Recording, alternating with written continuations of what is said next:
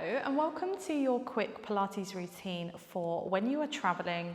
So this is great for maybe an aeroplane, a train, here comes guide dog Archie, somewhere where basically you want to be a little bit more discreet and maybe not look strange, but just get moving as well.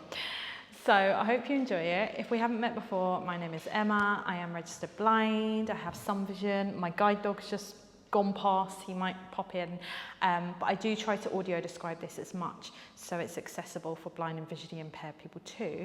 But this is going to be great because maybe you can put your headphones in, look discreet, and hopefully I can audio describe this enough so you can follow along. But anyway, I'm sitting down in a chair. You might be standing, that's okay, just tweak it to your standing position.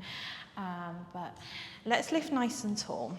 Have the feet really grounded into the mat. By the way, we've got a summer show going on where I'm teaching downstairs. So they're playing lots of Disney songs, so excuse that, I hope I don't get copyrighted. But anyway, have the feet grounded on the mat about a fist distance apart and stand or sit tall. And just take a moment to take a deep breath in. It doesn't have to be noisy, just breathe in. And as you breathe out, maybe if you're able to, close your eyes. If you're not, that's okay, just soften the gaze. Just relax the arms. Lift tall through the spine and just take a moment. Maybe there's been a lot of traveling. Take a moment just to settle and have that moment of quiet time and stillness. And just try to breathe really wide, really full through the body. If you can as well, you want to get those abs switching on as well. Maybe pull your belly button away from your clothing. We can do that. We can work the abs without anyone knowing. Excuse the London sirens. And just breathe. I'm going to blink my eyes open, you can keep them closed, but just start to lift through your heels and see if you can push into the balls of the feet without rolling your ankles. And then drop the heels down and see if you can lift maybe just your toes or maybe roll right onto the heels if you're sitting down. And just keep going from rising up to tilting back the other way. And I want you to try to do this without any other part of the body moving. If you're standing, you're rising up and down, of course, but we're trying not to wobble around. You might be holding onto a wall. And I really want you to squeeze through the back of the legs, the front of the legs, just get the blood moving. Okay. Let the feet drop back down to the floor and see if you can come up through the heels, so lift the ball of the foot. Can you stretch your leg either along the floor or straighten your knee out long in front? If you're maybe on a train, this might be easier. And then bring the leg back down and press the heel down. Good. Let's go on the other side. So we lift onto the balls of the foot. We slide the leg out. Maybe it's low. If you're on an airplane, there's not much space. Straighten the leg. Draw back in and then drop the heel down. Just do that a couple more times on each side. Lift the heel first. Slide the leg out. Reach the leg long. See if you can point your foot here. We come back in. We press the toes to the floor. Lower the heel. Other side. Lift the heel. Reach out. Keep breathing. Good. On the next one, stretch the leg long in front or just down in front and just start to circle the ankle. I want you to be really, really precise with this. So as we circle the ankle, imagine a clock and you're trying to hit every single number of this clock as you circle round. And then go back the other way. So we're getting these lovely maybe clicks coming out of the ankles, the toes. Good. And then place that foot down, do the same to the other side. So we stretch the leg in front or just a little bit and circle whichever way. Maybe getting some clicks out and then circle the ankle back the other way, just getting some movement in those feet. Maybe you're still able to draw those abs in, feel them working. Good, and then place the leg down. Let's add what we've just done. So we're now going to lift the heel And then lift the toes and see if you can lift your thigh up into, if you're standing, you might want to have the leg a little lower or come up into more of a march. Press the balls of the feet back down, drop the heel, go on the other side. Now try not to let the hips move.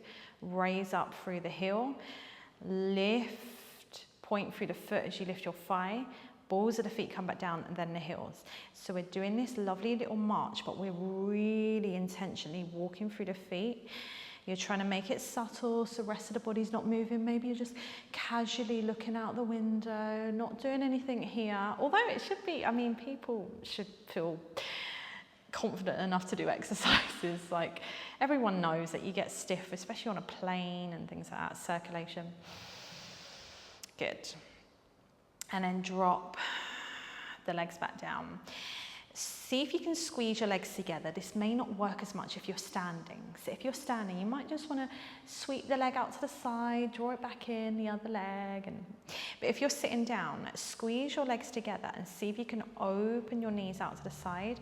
Inner legs stay together, inner feet stay together, and then squeeze back. So we're just getting this lovely little external rotation through the hips. We're working the glutes. You can also raise up through the heels, raise up through your heels. I'm not making any sense here, but lift the heels basically. So you're on the balls of the feet and just open and close. Are we still sitting tall? Are we breathing and pulling the abs in? Just go one more time and pull back in. Lovely. Feet are grounded on the mat now. We're going to leave the legs and we're going to see if we can do a little bit through the hips, the upper body, the arms, without being too noticeable. So when you're ready, just see if you can shrug your shoulders up towards the ears, take a deep breath in, and then exhale, drop them down. And it might just be like you're doing this little stretch and you're trying to be discreet and you're like, oh, just roll it. Yeah, okay, shoulders down. But yeah, nice big squeeze through those shoulders and drop it down and squeeze and drop. Just a couple more times here. You can even do some shoulder rolls, you know, just move your shoulders however you feel you can, feeling comfortable. And then imagine you've dropped something to the side, or you can actually drop something to the side and go, oh, I just need to pick it up. Lean down to the side and then come back up. And then go to the other side. Just do this a couple of times so it doesn't look too strange. Oh, I've dropped something to the side. I'm going to reach up and over to my side, pick it up, and come back up. And then one more time to the other side. Good, and then come back up. Good, we did it. Sit nice and tall. Let's start to circle the wrists. So circling them like the ankles, a few times one way, and then a few times back the other. And then start to open and close the hands. So you can do this down where no one can see your hands. And I want you to make your hands as wide as they can go into this big open star position, and then squeeze your fists. Squeeze into a fist nice and tight. Good. And then you can open your arms and hands nice and wide and just count the fingers down. So like you're counting down 5 to 1 until your thumb is the last thing pointing up, and then count back up. So you open your hands slowly out, fingers one at a time. I hope that makes sense. My hands are so sweaty. Good, shake it out. Last little bit for the neck. Actually do some rotations as well. Can you look over your shoulder? Oh, who's down the aisle? Oh, yeah, okay, let me look over the other shoulder. Good. Can you get away with doing it one more time? Oh, where have they gone? Let's look over the shoulder, little twist. And then, oh, I've got an itch. Let's twist to the other side, you know, just getting a little twist through the waist. And then come back. Let's do some neck stretches. So let your head drop to the side, ear to the shoulder. If you feel okay to, let the hand rest on the side of the head and just gently ease the head down a little more. And then do the same to the other side. Let the ear drop to the shoulder, shoulders away from the ears. Good. And then let the arms drop back down. Bring your chin to your chest. Let the head fall. If you can take your hands behind the back of the head, let the weight of the hands draw the head down, then do. If you are not looking at the screen and you're just relying on the audio right now, you may be completely oblivious to the fact that my camera has cut out. I think it overheated. So I'm just going to leave you with the rest of the audio for now. Unfortunately, there's no more visual of me in the studio. I hope that's okay. But yeah, I'm going to leave you with the audio. And yeah, enjoy your travels. Carry on. And then see if you're able to wrap your hands around your back or behind the back of the chair and just lift your chest. Good, and then sit tall. Hands back in your lap or by your side. Just take a nice deep breath in again. Breathe out. One more time, take a deep breath in. And breathe out. And that's it, you're done. Hopefully no one noticed. But anyway, if you want more travel Pilates, let me know. I don't know why I'm talking like this. I'm like people can hear me through your headphones. But anyway, if you want more travel Pilates, do let me know. I've done some in a hotel room, on the bed, small spaces, so check them out. But otherwise, have an amazing trip wherever you're going, or maybe you're just doing this at a bus stop. But yeah, subscribe if you haven't already, and I'll see you soon. Take care. Bye.